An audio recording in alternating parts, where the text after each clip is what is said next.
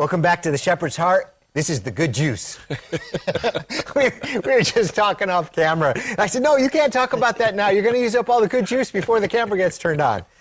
Good juice. Where does that come from? So we, again, in light with this whole season, we want to hit some controversial stuff. Mm-hmm. And Muddle brought something up. He says he's got a different perspective than a lot of people do on this. And you're in Texas, so you better be very careful. I understand. You got to I've got a round-trip ticket. Yeah, but you got to get to the airport. Last time, I think it wasn't my first time here, but one of my first trips here, we go to the mall, and right in the middle of the mall, like a 6-foot 10 Commandments. Yes. Oh, wow, I like Texas. This is awesome. Okay, so here's the topic. Basically, it has to do with how active we as Christians should be in trying to affect our culture and change our culture. Specifically, here's the controversial part. Should prayer be allowed back in public schools? You would think the typical Christian answer would be, yeah, of course. Oh, really? Let's give that a little more thought for a minute, because maybe you didn't quite think about it the way some of us have thought about it. Mm-hmm. For example, I mentioned this on a previous episode. We say prayer should be in the public sphere. So in Phoenix right now, Satanists are wanting to lead prayer and have been given the permission to do so at government events. So if we say one group's allowed to lead prayer, we say, sure, let's bring prayer back in a public school. Well, what if an imam wants to lead the prayer? And they say, well, what if a rabbi wants to read? Well, I'm okay with a rabbi leading the prayer. Yeah, but is the Jewish student's parents okay with your pastor leading the prayer, who will undoubtedly close the prayer in Jesus' name when they don't respect Jesus at all? So it is a rather sticky wicket when you look at more of its, Yeah. Muddle, what do you have on this? Well, this may put half the audience to sleep, but I'm a real student of We'll talk to the other half then. Okay. I'm a real student of American religious history. Anyone who has looked at that even remotely, the name Roger Williams will be a very prominent name. Roger Williams is a believer, sold out to the Lord, and he had increasing difficulty in Massachusetts because Massachusetts was controlled by the Congregationalists. What year are we looking at here? We're looking around the year 1690 AD. So this is colonial times. Okay. So the Puritans, the Pilgrims, had come from England specifically to get out from under the idea of the church and state being one. Yeah. When in England you had the church and state as one, with the result that you had both a corrupt government and a corrupt church. 2 for 1. Where they were willing to give Henry VIII the ability to divorce, right, just because they invented a new church to do this. Yes. So they're trying to escape the Anglican Church, which by all accounts, even many loyal Anglicans will say this, was very corrupt at the time. So they come to America. Roger Williams is now in America, and so they have this new form of government in America and a new church, the Congregational Church. Well, eventually, because the apple doesn't fall very far from the tree, the Congregational Church starts repeating the sins of the Anglican Church, where they started to take civil government and church and join them together. All right, let me just make sure for the half of us that are sleeping. Okay.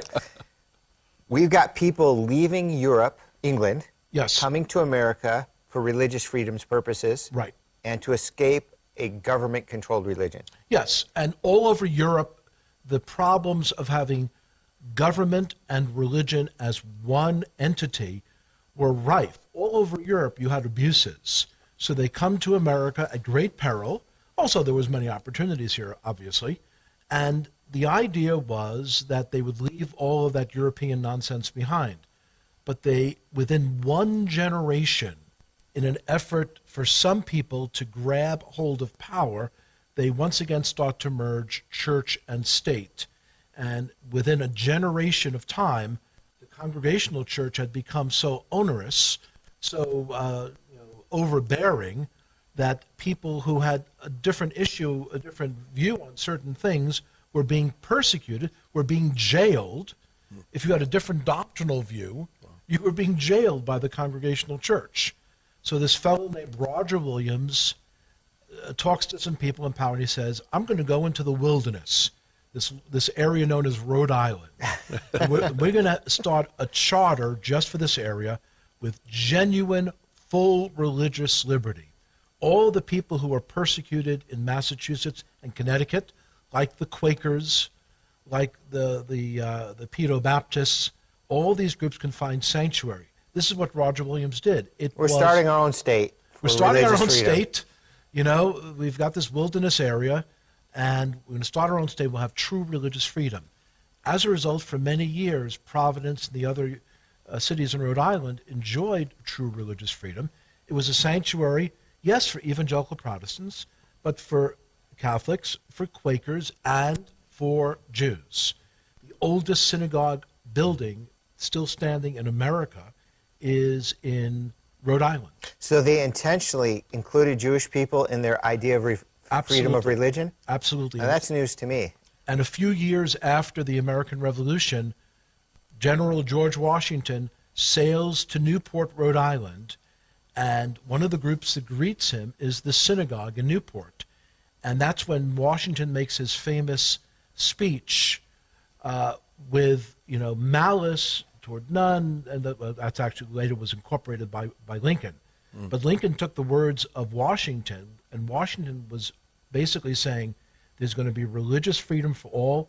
We will give no sanction to bigotry. Bigotry and prejudice will find no sanctuary here. And he was basically speaking to the citizens of Rhode Island. So it was a great example for us. And whenever religion and the state start to get mixed together, you start to get an unholy blend. All right, so let's bring that back to the whole idea about prayer in public schools. I said at the beginning, hey, you're in Texas, be careful what you say. I'm sure there's a lot of people who think prayer should be part of public school, but you seem to have a different perspective. I'm for prayer. Let's just get that out of the way. Before, I'm never invited back. I'm a man of prayer. I've seen God work dramatically through prayer. Here's the issue, though. What if you have, in good old Texas evangelical heartland, what if you have a Mormon teacher who wants to lead prayer? What if you have a Muslim teacher who wants to lead prayer? What if you have a Satanist teacher who wants to lead prayer? The problem is prayer needs to be offered by a heart that's yielded to God in communication with Him. I've heard old folks talk about the fact that we used to have prayer in the public schools and it taught them respect. I understand that. That's easy to get that. But at a certain point, we should not imagine that bringing prayer into the public school is going to be a panacea for anything when these kids are then hear the teacher cursing in the hallways. Yeah. My son was at one time in a public school where he developed just his opinion of some of the teachers dropped dramatically when he overheard a number of them use profanity, something which in his mind he never heard in his previous school. So it's not some magic bullet that's going to fix things.